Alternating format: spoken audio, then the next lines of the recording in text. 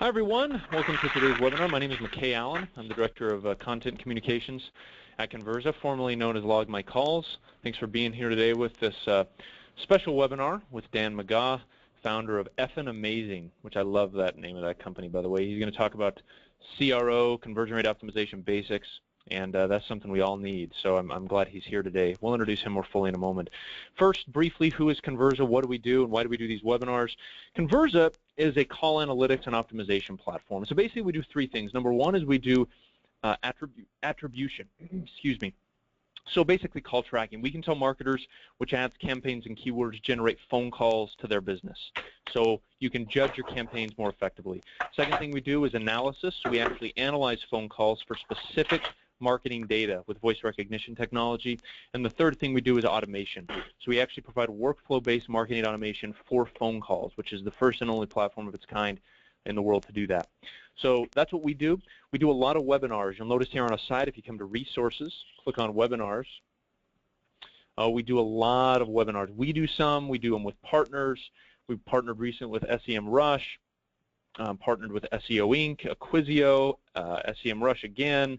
So we've done a ton of webinars recently. We do about 2 a week, and they've been a great tool for us in terms of introducing people to who we are, but also a great way to let you know, let you hear from, rather, some of the most distinguished minds, if you will, and the most famous minds in the world of online marketing today. That's what we're about. So Dan is certainly one of those. In terms of today's webinar, it is going to be recorded. Keep that in mind.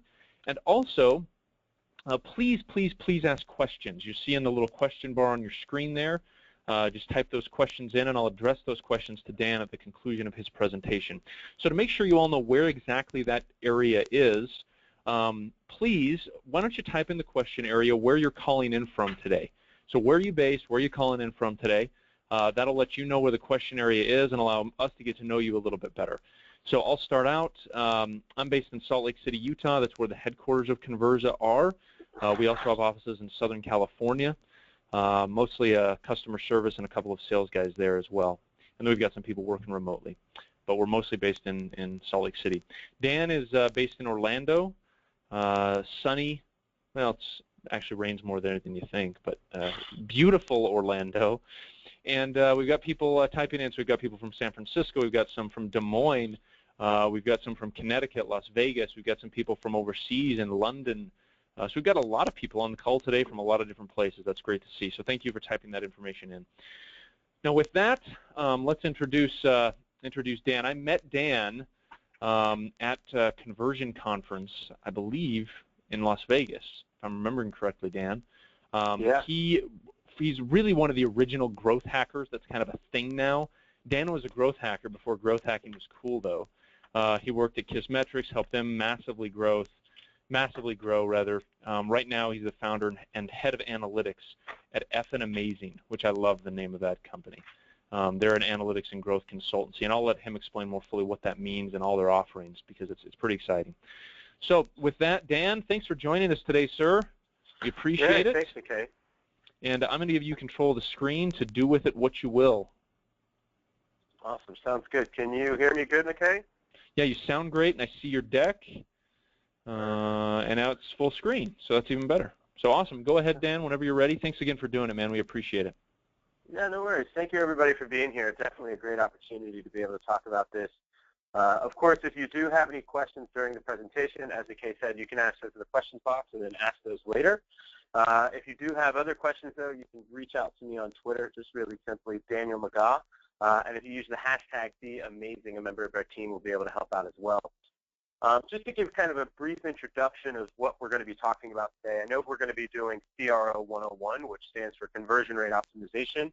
And we're going to be kind of going back to the basics, so giving us an opportunity to really understand the fundamentals of how to get started with conversion rate optimization, so that way as you kind of progress through it, you have a good foundation to build on top of. So really quickly, we're going to talk about the CRO mindset, how to get that going, of course, and teach you how to start with a plan, understand how you need to collect the data, as well as collecting insights, which are going to be a little bit different than your normal data, and then finally reviewing to start testing, which is section 5. You can see that it's 4 and 5 there, which is awesome. But just to jump right into it, I mean, the big question that we typically get from folks when they're interested in CRO is, where do you start? Now, this is definitely an area where people have a lot of questions, and typically the first place that they're going to do is they're going to wind up searching for that. So they're going to go to Google, they're going to start asking questions such as, where do I begin, how do I track data, how do I set up an A/B test, and all of these things we're going to be able to answer in this presentation to make sure that you're able to get started. Now, the real crux of this whole thing is kind of like getting into the CRO mindset. CRO is not just a process. It's not just saying, hey, we do some A/B testing, or we're going to measure some data and then do something about it. It's really all about getting into the CRO mindset. Now, where this typically stems from is kind of people just not being able to hit their goals and not really knowing why. I mean, the traditional marketer, when they have a problem not hitting their goals, typically they're going to throw money at the problem. They're either going to spend more money on PR, they're going to spend more money on content marketing, or possibly even spend more money on Google AdWords. Now, this isn't the mindset of how a CRO actually thinks. It's all about trying to figure out how to do more with less. And the stereotypical connotation of that, of course, is the sport, right? Use one utensil instead of two to do the job. And this is really what CRO is about, is trying to figure out how can you make more with less. So don't go out and spend more money. Don't go out and try to do more initiatives. Really try to focus, how do I extract more value out of what I'm already doing? Now, with this, you have to understand that CRO is a lot about failing, and you need to get used to failing. The average marketer fails 82% of the time. They may not admit to this. They may not actually know this. But typically, when we do marketing efforts, it's not usually successful. Either it's staying at the same par or benchmark, or it's actually failing and doing worse than it potentially could be. And if you're really trying to do CRO, that means you're going out on whims and trying to do sometimes crazy things that you don't know if it's going to work, and it might fail. But what we do know is that the more you fail, the closer you are at getting to success. So just make sure that you get used to it, because it's going to happen. Not every A/B test I launch works. I've even launched A/B tests that have lost $25,000 in a day, but it was a great learning result, and we also learned to never do an A/B test like that again. Definitely not the proudest moment, but it was a failing moment that I was able to learn from. Now, as well, the mindset for CRO people is about following the data. If you're not able to analyze the data and start digging into it, you're not going to be able to form a correct hypothesis, or for that matter, a real hypothesis that will be able to drive your business forward. So if you don't have the data set up and you're not looking at it, nor do you know what metric to look at, you're already starting a little bit off on the wrong foot. Now, lastly on this, I definitely have to recommend, just let it go if you're running a test that doesn't work. Sometimes with conversion rate optimization, we might get focused in on one specific area of our website, like the home page. But you can only test these pages so many times before you run out of the value on that page. And sometimes you just need to give up because you cannot make a test perform any better. So just let that test go and move on. But lastly, you need to just start with a plan, right? So because nobody is going to succeed unless there is some sort of plan that's going to help you get to success. So nobody wants to see you just to test, right? Like, don't just sign up for A/B testing, launch it on your website, and just start testing things, because it's not going to get you very far. What's going to happen is you're just going to become really unorganized, and you're going to start to see really bad returns on your investment of starting out with CRO. Now, to go into this, what we really recommend to do is start a testing backlog. Conversion rate optimization is all about doing A/B testing and making sure that you're using data to inform those tests. But if you haven't created a backlog of your tests, then you really haven't started your plan. In this simple example, what we're showing is Trello, which is a simple Kanban-style project management tool. It keeps it really easy to make new lists and make new lanes. If you look at the left-hand side, we, of course, have next week. In the middle, we have this week. And then, of course, we have today. Now, our testing rigor here at Effort Amazing is a weekly sprint process. So as you'll notice, we have 2 weeks on there, and then we have today. Today, of course, is what we are launching or running today, or what is currently be running. And then, of course, what is in this week is what we prioritize to potentially set up this week, so that way we can run the test. And then lastly, next week, of course, is going to be the test that we'll be running next week. Now, with this backlog, it allows us to basically prioritize our test based upon the business case or the value it may provide.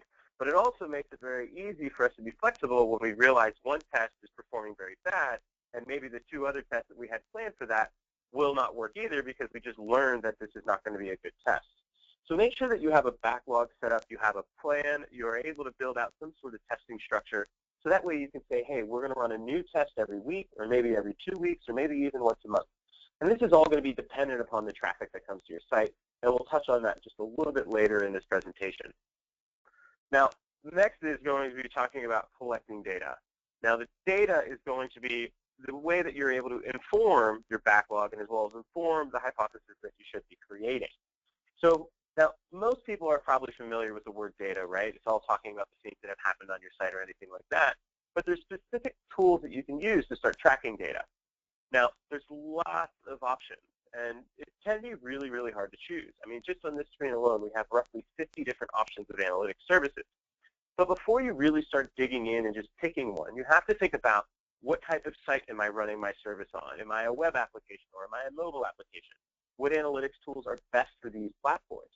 But also you want to understand what is going to be the business case in which you're using that analytical tool. For an example, we'll talk about KISSmetrics in this presentation. I highly recommend people to use KISSmetrics if they're focused on customer acquisition. But we'll also be talking about Mixpanel a little bit in this presentation, and I highly recommend people who are using Mixpanel, they're focused a lot more on product metrics and potentially mobile metrics. Now, Mixpanel can definitely do the acquisition metrics, but it doesn't do it as well as potentially KISSmetrics does. So really think about what do you need this tool to do before you just run out there and start. Now, obviously, the standard is going to be Google Analytics. I mean, Google Analytics is installed on over 17 million websites. I mean, it is the big behemoth in the room. Now, it does serve a great purpose, and I highly recommend if you don't have it on your site, you need to get it on there now.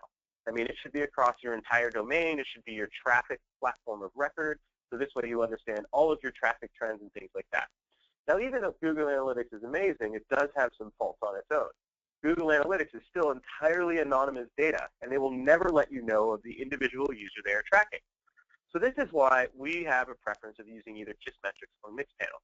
So every time a user comes to our site, there's a cookie installed on their browser.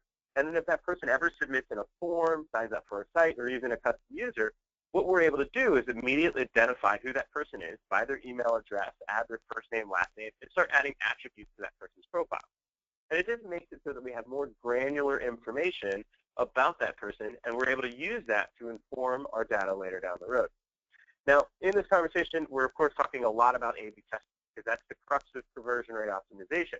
Now, the great thing about almost all A/B testing tools, or excuse me, all analytical tools, is they're pretty much integrated with A/B testing. But KISSmetrics and Mixpanel, we know, are definitely integrated with your Optimizer, your Visual Website Optimizer, your Google Site Optimizer. They're completely integrated, so you'll be able to see your A/B test inside of your analytics tool, which is really important. Now, for this example, I'm going to keep it a little bit simple. We're going to talk about KISSmetrics because it's very user-friendly and it's easy for the average marketer to get it set up. And the first thing we're going to talk about is how we're able to build a funnel in KISSmetrics. Because if you're really evaluating an A/B test, you need to be looking at your entire conversion funnel, not just simply at that step of conversion. And your tools like Optimizely and things like that will allow you to see that conversion metric from that page. But you don't just worry about did they sign up. You also want to worry about did they actually purchase something. And that's why making sure you have a funnel prepared is important. Now, if you were to use KISSmetrics and sign up for their service, it's very friendly for marketers to do. You don't need a lot of technical experience to get it set up.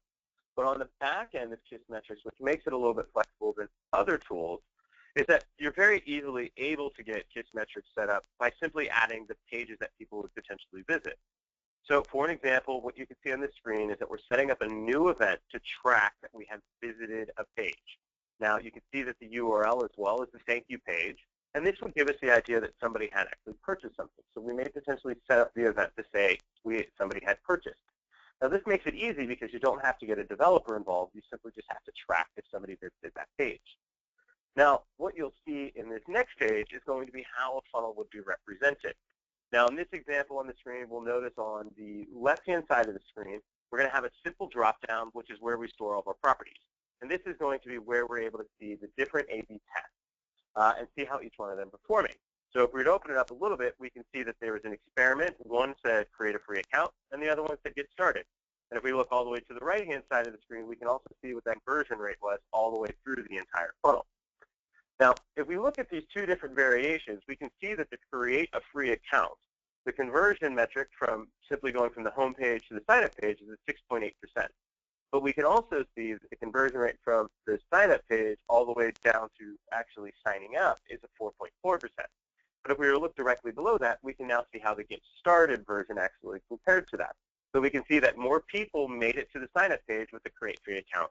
But we can see that the conversion was higher from the get started to actually signing up. So these are very important metrics that you need to look at, especially when you're monitoring the whole funnel. Now, of course, the A/B test on this was predominantly run to increase the conversion from viewed homepage to sign-up page.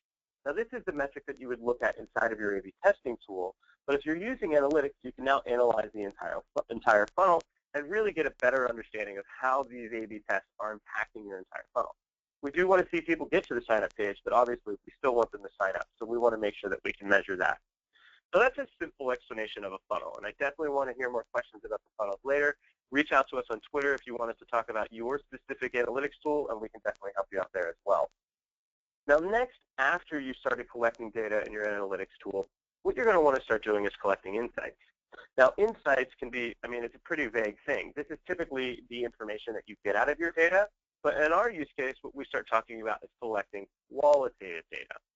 Now, qualitative data is very, very important because when somebody comes to my website, I want to understand if they're happy with me, if they just are mediocre with me, or if they're potentially upset.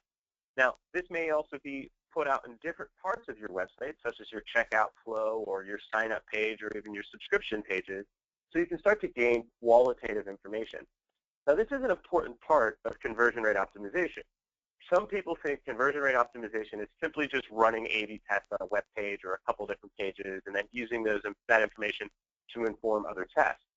Well, from our perspective, that would just be A/B testing. But where conversion rate optimization people come into play is that they don't just simply look at the A/B test information.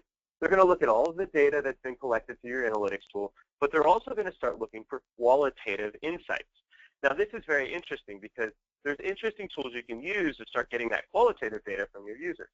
Now, to just define qualitative, right? So this isn't going to be things that you would quantify, as in you would use a tally counter. These would be the individual responses that you may get from your user. Now, this doesn't say that a multiple choice question is entirely just quantitative because, of course, you're giving them the answers and then you quantitate basically who answers what. It still includes that, but to take that a step farther, qualitative is really an opportunity where you let your users or visitors answer the questions with free-form text. And some of the tools that we recommend to use are companies like OLark or even Qualitative. Now, there's other companies you can use for surveying tools, but we do recommend OLark or Qualitative because they're on-page surveying tools.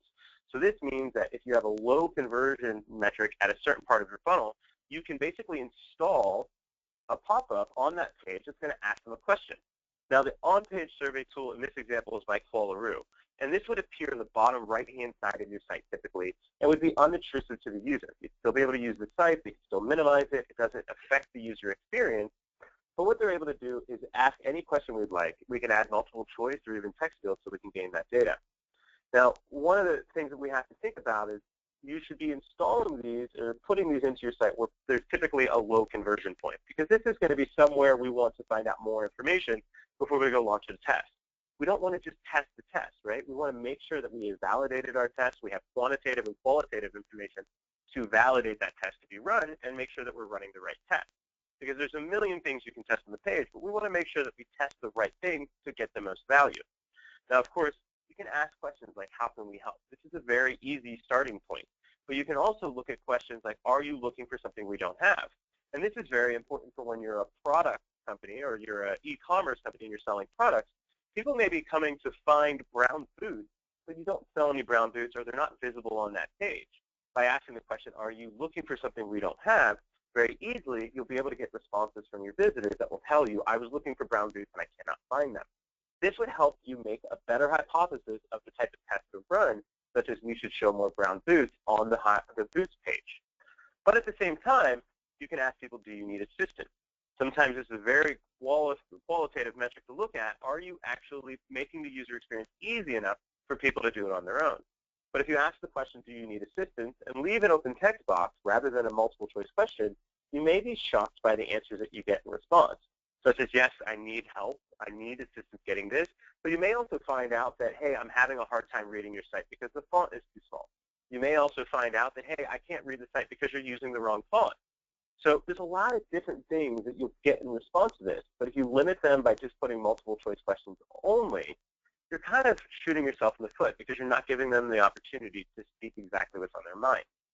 Now, another great one is this is, how can we improve? This is always a great question to be asking. Or what is preventing you from purchasing? This is a great question to ask people when they abandon their cart. Now, if you are, of course, using the exit intent, which means that the mouse has actually traveled outside of the browser window, you can make a pop-up appear on the bottom right-hand side that says that, hey, you're about to abandon your cart. What's preventing you from purchasing today? And somebody may say it was too expensive, or I was not looking to make a commitment at this time, or even I may be coming back to purchase this at another time.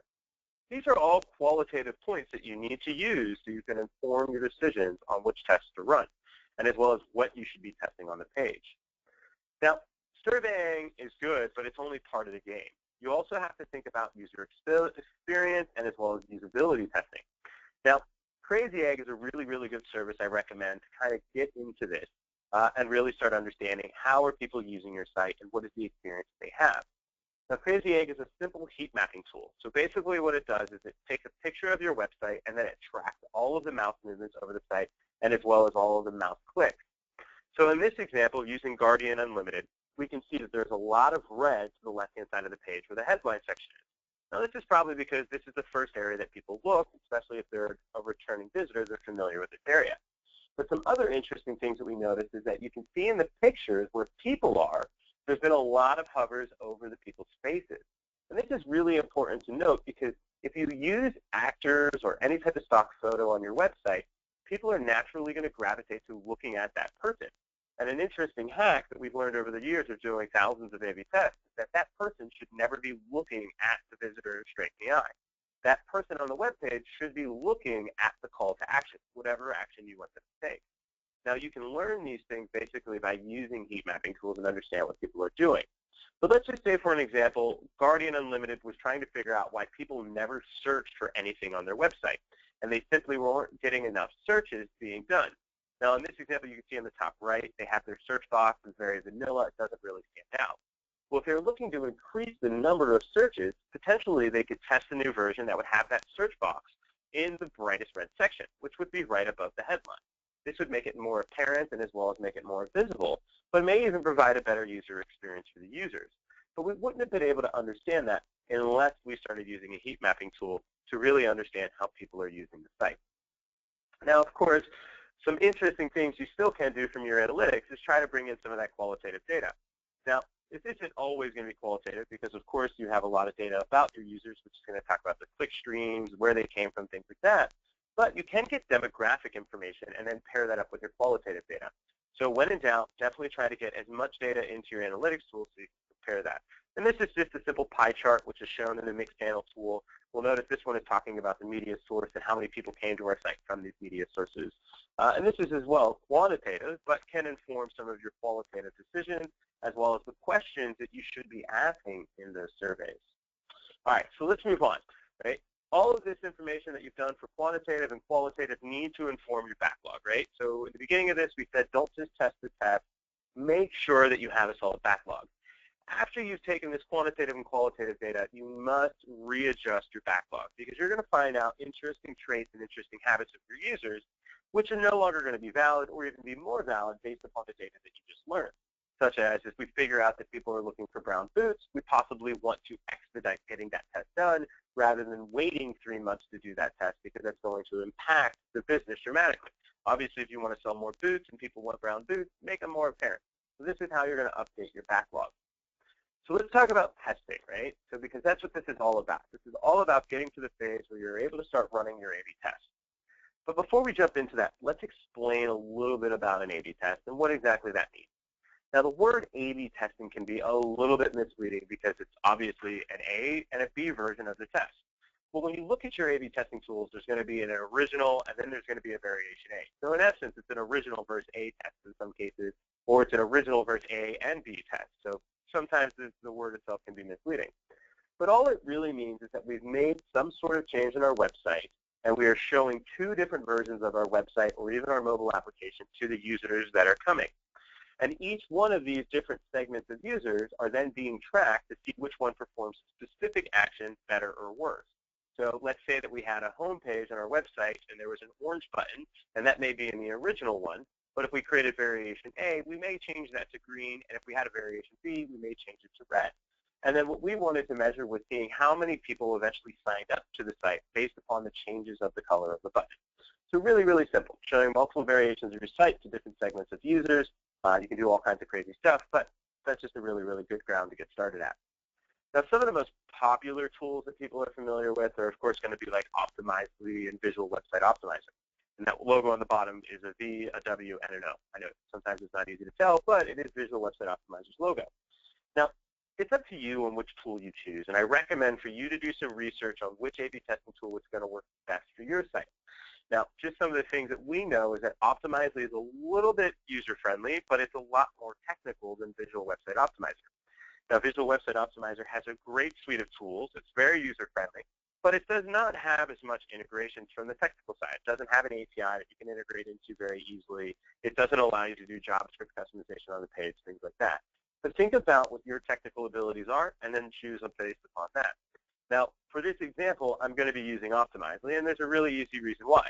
I didn't want to tell you about tools that were going to cost you a lot of money. If your site has less than 50,000 visits a month, Optimizely is entirely free. So this makes it really, really easy for people to just get started and really try to test out the tool and see if it's right for them. So in our examples today, we're going to be talking about Optimizely. Now, with all A/B testing tools, you need to install a JavaScript to your site. And what's amazing to me is this is the shortest JavaScript I think I've ever seen that I needed to install to my site. If you're doing analytics, it's like 9 rows of different pieces of code that you need to add. If you're doing even retargeting, there's multiple lines of code. With A/B testing, it's simply a really, really short JavaScript. Now, to explain this a little bit, you're going to notice it says script, source equals, and of course some other little items there, and then it's going to say cdn.optimizely. Now, I get asked from time to time, what does CDN mean? All CDN is a content delivery network. And basically, that's just a fancy way of saying, hey, there's images on a server, and they're going to display on my site, but I want this other company showing it. And this is what Optimizely does with their JavaScripts. Now, a quick tip about this is that you want to make sure this script is above every other script on your website. And the reason why this is very important and why it has to be the first JavaScript to load is because the moment somebody comes to your site, the site's going to load, and then that JavaScript is going to load first, which makes them go to whichever A/B test they should be in. Now, if you have this script below all of your other JavaScripts and you're loading it asynchronously, what's going to happen is that it's going to load your entire page. It's going to load those JavaScripts from your analytics tool. It's going to count it as a visitor. And then that JavaScript for the A/B testing tool is going to load, and it's going to switch the version of the site, and then everything's going to load again. So now this user potentially is in both segments of your A/B test, but also has now seen that you're running an A/B test against them. So just make sure when you install this JavaScript, you put it at the top of the website in the head tag. Now, Optimizely makes this really easy. You can install the JavaScript on your site, really, really simple, but when you log into Optimizely and you create a new test, you'll be able to see your website visually in their testing suite. And this is known as a WYSIWYG editor. You can see W-Y-S-I, W-Y-G at the top. This just stands for what you see is what you get. Really, really easy. So if I say the word WYSIWYG, it means what you see is what you're going to get. Now, we can see that on the bottom of this page, we have a small little tag that says save $400 a year or more on gas, and the button says learn more. If I wanted to run an A/B test on this, all I'd have to do is click on it, click on the simple section where it says edit the text. It's going to open a small window, and I can change the text on that page. Now, for this example, what we're trying to do is get the user to click the Learn More button so they go download the app called Fuelsy. Now, by changing this to Buy Now, we're changing the way the user looks at this. So they can potentially see Learn More, or they can potentially see Buy Now. Now, we can see that the control version is option A, which is Learn More on the left side, and then Variant, which is on the right side, which is B, which is Buy Now. Now, really, really simple test. We're only testing one element on the page. You'll notice that it says save $25 next time you fill up your tank. Now, we changed the text on this, but you'll notice on the control and as well as on the variant, that text did not change. Only the text on the button changed. This is very important because if you change both at the same time, you don't know which one actually made the test win or what made the test lose. So let's see which one of these two tests actually won. Now, we can see in this version, the Buy Now button had a 21% more likely to be, or 21% higher conversion. Now, this means that 21% more people clicked on the Buy Now button compared to the Learn More button. Now, we can make our own general assumptions on why this happened and things like that. But at the end of the day, all of those are just going to be assumptions. None of them are actually going to be validated. So we want to use that information from this test to create another test, or even potentially an on-page survey to understand why this actually happened. This is totally up to you to mix your qualitative and quantitative data to better understand it. But I can tell you this, we did ask those questions after the fact, and we also compared our full funnel metrics on this one when we looked at the data from Fuelsy, and we were able to find out that it actually increased the conversion of download as well, because we were monitoring the whole funnel. Now, the reason that we were able to find out for some people was that they thought with the Learn More they were going to be sold something, or they had some sort of credit card offer coming. They felt as if they were going to be put into some sort of credit card system or debit card system or rewards program. But when we said buy now, they felt as if they were just going to buy something and immediately get $25 in return for buying something. It had less of a committal factor, as well as they did not feel like they would have to fill out a credit application. Now, we asked this through surveys to these users, and we were able to get that validation. And then we also asked the question, well, why did you download the app more? And the reason why is because they thought they were going to have to buy something. Next thing they know, they were offered something for free. Now, Fuelsy is free to download in the App Store. So originally, they thought they were going to have to pay something, but now they're being offered something free, so it increased that conversion as well. Now, this is a very simple A/B test, right? But as I said, you just don't want to start out testing just to test. You need to make sure that you have a plan. You need to make sure that you're looking at this very methodically as well as pragmatically. Now, you may be asking the question right now, like, what do I test first? How do I get started? What am I going to do next? Now, to make this easy for you, it's pretty important that you look at a few different factors before you start testing. Now, if you open up your Google Analytics account, you'll notice on the left-hand side, you'll have a tab that says Behavior, and then another one that says Landing Page. Now, your landing pages are very important because this is the first entrance point that people have to your site. Now, why I'm showing this very importantly is we'll notice those two top ones there have a lot of traffic. With A/B testing, you cannot run an A/B test if you only have a couple hundred visitors per month. It just won't run fast enough because you have to have enough people that go through it to validate whether it was statistically significant, which I'll talk a little bit more about later.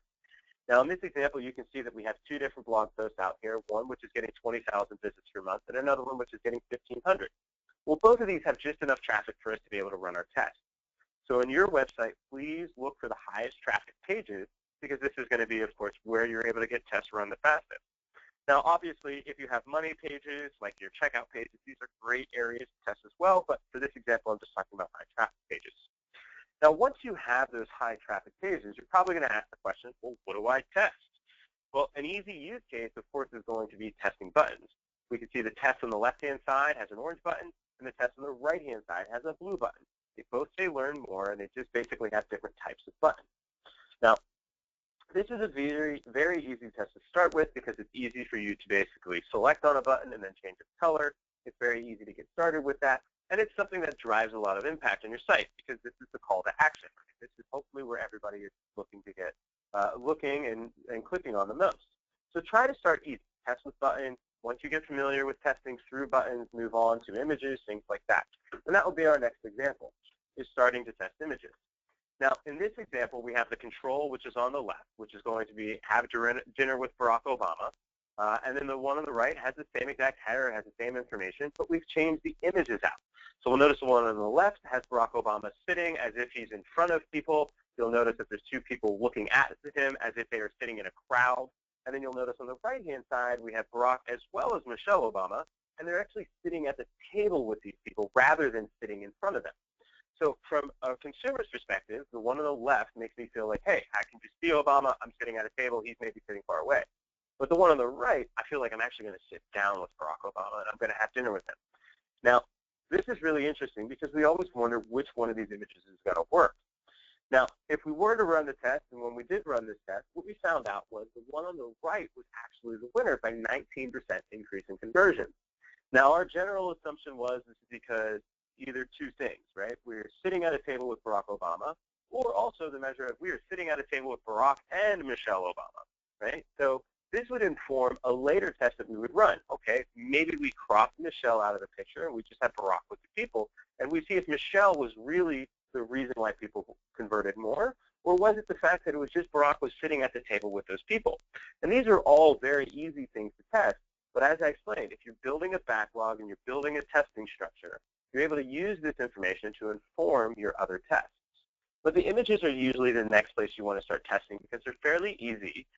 They're easy to switch out on most of your A/B testing tools, but they're also something that's a little bit more appealing and probably the biggest attraction on your website. Now, earlier I had also mentioned that you want to test all kinds of different things. Now, you can get into more complicated tests by testing the layout. For an example, if you have, like on the fandamazing.com blog, we have all of our call to actions on the left. If you were to visit our site right now, we have McKay actually doing a webinar with us next week about Core Visa and how it's better to do calls and clicks. But we've tested out that the layout on the left-hand side works better than the layout on the right-hand side. Now, this is for our blog example, right? So in your website, if you have the ability and you have the technical resources to be able to test the layouts, we definitely recommend it. Try moving things from left to right. Try moving things from right to left. So you definitely want to try that. But we understand that takes a developer sometimes. So if you don't have a developer on your team, sometimes you can't do these. But if you do, test it out and see how it works. Now, of course, earlier I talked a little bit about the money pages. And this is one of my favorite tests of all time, right? Now, this is a money page, which basically means this is a page that somebody's going to buy something or give us money. This is something where people are making a commitment to purchase. Now, this is for a company, which I'll leave their name out of it, but they service a demographic, which is somewhat, let's say, younger, youth demographic, doesn't always shave every day. They really care about fashion. They care about being comfortable, but they're a little bit hipster. Now, in this version, we can see that we have this guy here that's really clean cut. He's wearing some pajama pants and a T-shirt. We're trying to sell the crew neck T-shirt. Now, if we were to come up with a test and we're trying to figure out some interesting ways to make this page convert, and we didn't want to change everything on the page, but just simply test the character, what we could do, very funny enough, is add a beard to the dude and make him a hipster. Now, as I said earlier, their demographic is all about kind of like being comfortable, being natural, and they're kind of hipster. So why not give him a beard and make him a hipster? So there's this cool app out there called Beardify, and if you go to the App Store now and you download the Beardify app, you can take a selfie and add Santa Claus' beard to yourself. It's amazing. I definitely recommend you download the app. But we thought it'd be funny if we added a beard to this dude and see how it affected conversion. Well, what was shocking to us was that it had a 49% increase in conversion to shopping cart ads, right? So this is very interesting because the only thing we changed on the page was we put a beard on this dude. And that beard won. And as I like to say from this slide, it's hipsters always win because they have beards. Now, I don't have a beard myself, but either way, the hipsters really like this guy. And there was a reason why we assumed that they added it to the cart, was because the model now looked a lot more like them, so they immediately became connected with that image. So this is definitely something interesting to test. And we've also asked companies to start adding beards to ladies to see how that affects conversion. Unfortunately, I have not had a client accept that challenge, but I think we will do it eventually enough. Now, I have some bonus stuff because I don't want you to screw up your A/B testing, and I don't want you to screw all this stuff up. We've gone over a lot of important information, how to be able to start planning, how to collect quantitative and qualitative data, how to set up an A/B test using Automagically, and all these great things. But one thing is definitely true. People screw up their tests all the time, and they're typically really, really simple things. The number one mistake people do is they test more than one element at a time. So what you need to do is stay extremely focused. If you're going to test the button on the page, only test the button. Don't test the headline image and the button in the same test. Because if you test both of those, well, who knows which one won? We don't know whether it was the button or whether it was the headline test. So stay focused. Only change one element. If you're doing a layout change, move one element to a different part of the page. Don't try to move 6 elements and try to test there. So you definitely want to stay focused. Now, earlier we talked a little bit about low traffic. If you don't have a lot of traffic, just do this. Stick to A/B testing, not A/B/C testing. So you have a control, you maybe have option A, and you probably don't have option B because you don't have enough traffic to do this. Now, the reason why this is important is because there's this little thing called statistical significance I'm going to talk about. But if you only have maybe 1,000 visitors to your site and you're trying to split those 1,000 visitors up between 3 variations, that means you have about 333 people going to each one of those tests. But if you only split it up between 2, you now have about 500 people going to each one of those. Now, this is important because of statistical significance, right? You can call a test too early, but you can also set up a test that doesn't have enough traffic to it. And what statistical significance means is some fancy thing using p-values, which I'm not going to dig into. But it basically means there hasn't been enough traffic to call one of them a winner. Because if you have a test that has a 5.2% conversion and the variation has a 5.3%, there's just not enough data to say which one is actually going to win. So if you use this tool called the AB Significant Test Tool, which is actually stored at getdatadriven.com, you can enter in that information and find out which one of your tests is statistically significant. Well, notice in this we have a 99% statistical significance rating, which means that this test actually won. Now, if you're using Visual Website Optimizer or Automagically, you'll see this inside of the tool and be able to see whether the test won. So you don't really have a need to use this tool, but just make sure that you're hitting statistical significance. Now, as I said, if you spread it across 3 or 5 different tests, it's going to take longer. And testing is all about iterative and quickness, so just make sure you're doing that. Now, at the same token, don't call a test early. You may see that version A is winning after 25 visits to the page, and its conversion is double than version B, but there's only 25 visits. You really don't have enough data. So you want to make sure that you let that test run long enough to hit statistical significance. But another interesting practice is that you want to make sure that the test runs for a minimum of 7 days. I mean, obviously, if the test is losing you money, you can cancel it. But if a test does not run for 7 days, you won't get all of the environmental conditions in there as well, such as people act different on Mondays than they do on Saturday, and people act different on Sundays than they do on Wednesdays. So you want to take those things into consideration. So don't call your test too early. Make sure you hit statistical significance, and as well as make sure you run it for at least 7 days. Now, another interesting topic to talk about with that is that multivariate testing, which is where you are changing many, many different things on the page, such as, for example, we have a test running right now that has 26 different variations. You need to have a ton of traffic to do this. And we're talking the 26 page or the 26 variation test we have is on a website doing over 1.5 million visitors per month. So that's a lot of traffic, right? This is a lot of people coming to this page, so we can do multivariate testing. But for you to get into multivariate testing, you really have to be smart, because if you only have 100,000 visits, you maybe can get away with running 4 or 5 different variations and be able to get a winner. But it's going to take a lot longer, and it's all about being quick and iterative and making sure that you test. So once again, before you kind of dig into that multivariate testing, you want to make sure that you use that significance tool and you've understood how many visits it takes to really get that test to be statistically significant. Awesome. Well, this has been a lot of fun, and I appreciate everybody being here. I know we've covered a lot of different topics, so if you have any questions, definitely just let me know, and we appreciate it. Awesome. Dan, thank you for that. That was great stuff. Really, really great stuff. All right, we've got a few questions coming in. Everybody type those questions in. I want to address these to Dan. We've probably got about 5 minutes for questions, so let's make sure we ask Dan as many of these as we possibly can. So, Dan, why don't you give us an overview, and you did a great job in terms of presenting the information. Tell us a little bit more about the company, what the company does exactly, and types of clients you work with, that sort of thing. Yeah, thank you very much for bringing that up. Yeah, so Asset Amazing is an analytics and growth consultancy. What we do is we help tech companies get a better handle on their data by getting them instrumented on an analytics tool. We're a mixed panel preferred partner, a KISSmetrics preferred partner, and also work with Google. But we help people really set up their analytics tools, get the amount of data they need in there, analyze that data for them, and make sure that they're looking at clean metrics. We also turn that data into action for them. We also are able to analyze the data and say, hey, if you did this, you would convert 2 times as many users. On the growth side of the business, we focus a lot on conversion rate optimization, rebuilding websites that help companies make more money.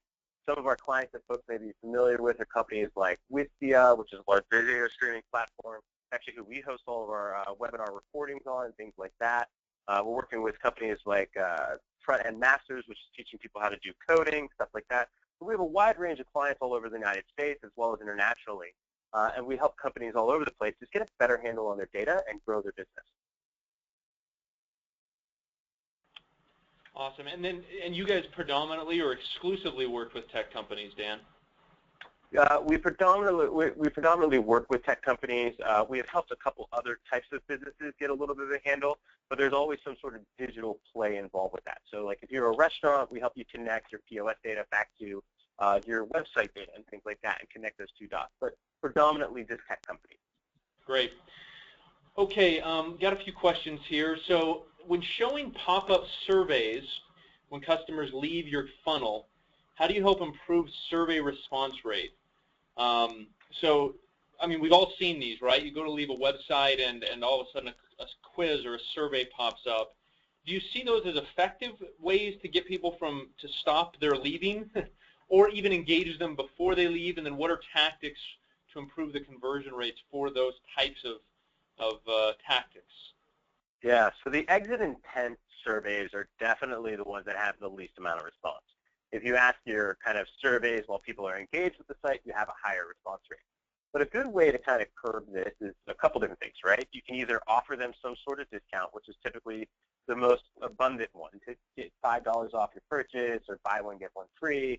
A lot of times people have some sort of incentive. But another interesting tactic is to say, hey, you're going to be chosen 1 out of 1,000 that are going to win a free MacBook Mini, right, or something crazy like that. And what happens is people are more inclined to enter because they're being entered into a raffle or contest. But as well as you can throw the guilt trip in there and put a sad person on the screen and saying, hey, I'm going to lose my job if you don't answer this survey. Can you help us out? We've actually seen the last one where you put a person on the screen that looks sad, or even a kitten that looks sad, and put some funny text to it. Those are typically the ones that get the highest response rates for us. Makes sense. Makes perfect sense. Give us just a couple of major mistakes to finish up the webinar today, Dan. Just give us a couple of the most prominent, significant mistakes that you see when you start working with a company. What are the most common things that you see, or that you can almost predict these are going to be mistakes? They're so common. What are the couple things that you're like, okay, they're doing this wrong? Yeah, of course. I mean, the biggest thing that we always see is people have set up their analytics incorrectly. They didn't take enough time to plan and strategize how they're going to use analytics. So when they do the integration process, they typically have it all messed up. A lot of people don't take into consideration the naming structure or the nomenclature, or what is the value I'm trying to get out of it. They just start integrating the analytics tool, and the next thing you know, 3 months later, they have to redo it. Then they do it again, and then 6 months later, they have to do it. They just don't have a good foundation. And that's actually what we help most companies do, is make sure they have that. And then I would say the other one that we typically see happen, and this is predominantly with A/B testing, is that people only look at the A/B test conversion point. For an example, earlier I said I lost the company $25,000 in a day from one A/B test. Now, how this happened was that we were only looking at the conversion metric of that page that we were testing. But if we looked 3 steps down the funnel, which was actually the subscription amount, what we found out was that A/B test was actually selling the least valuable plan, and instead of selling the most valuable plan. And we were able to identify that a few weeks later by seeing how many subscriptions we had lost. So you want to make sure you're looking at the entire funnel. Don't just look at the one step that you're trying to increase the conversion. Also analyze how that affects the entire funnel to make sure you're not hurting your business. Because A/B tests will impact not only your acquisition, but they'll also impact your lifetime value and churn metrics. So take the chance to kind of look at the whole funnel and make sure that you're not messing your stuff up. Perfect. Makes a lot of sense. Dan, thanks for your time today, sir. That was 50 minutes that I think our audience would say was very well spent. We're getting a lot of good feedback coming in on our comments and on the questions, and so thanks for taking the time to do this webinar, Dan. Any final thoughts from you before we close up shop today? No, that's all. I appreciate everybody being here. Please follow us on Twitter. Feel free to go to fnamazing.com. And please come to see McKay next week on our webinar channel. Yes. We'll be talking a little bit more about Visa, which is also on Thursday next week. Yes. Yes, yes, Dan. Thank you for bringing that up. We'll be on. We're excited. Everybody, just one more thing to mention. You'll get an email from us tomorrow that has the slide deck as well as the recording attached to it, a link to the recording. So pay attention to that. Watch for that. And join us for future webinars. Dan said we'll be on his webinar series next week. So thanks again, everyone. And Dan, thank you for joining us. We appreciate it. Thanks so much. Have a nice day, everybody. Bye-bye.